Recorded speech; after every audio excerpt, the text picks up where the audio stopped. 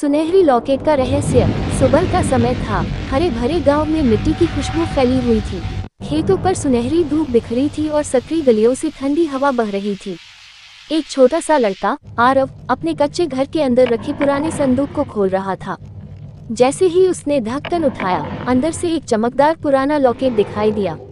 उसने उसे हाथ में उठाया और तभी अचानक उसके पीछे एक सुनहरी जादुई दरवाजा पोर्टल चमकने लगा।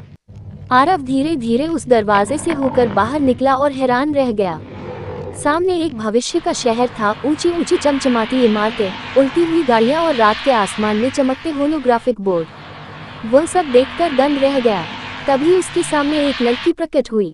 उसका नाम था लिया। उसने खुद को इस शहर की गाइड बताया, लेकिन असलियत में वह भी उसी लॉकेट को चाहती थी। अचानक एक अंधेरी गली से नो नाम का खतरनाक खलनायक सामने आया।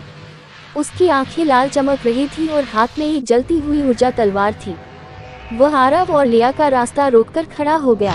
चारों ओर धुआं, बारिश और झिलमिलाती नियॉन रोशनी इस दृश्य को और डरावना बना रही थी। अब आरव और लिया को अपनी जान बचाने के लिए भागना ही था। दोनों एक और पोर्टल से गुजरकर पहुंच गए एक अद्भुत जादुई दुनिया में।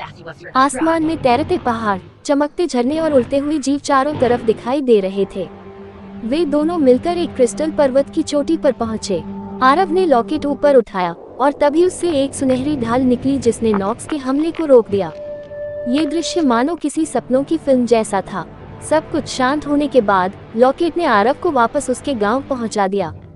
सूरज ढल रहा था और गांव की मिट्टी के घर लालिमा में नहाए हुए थे।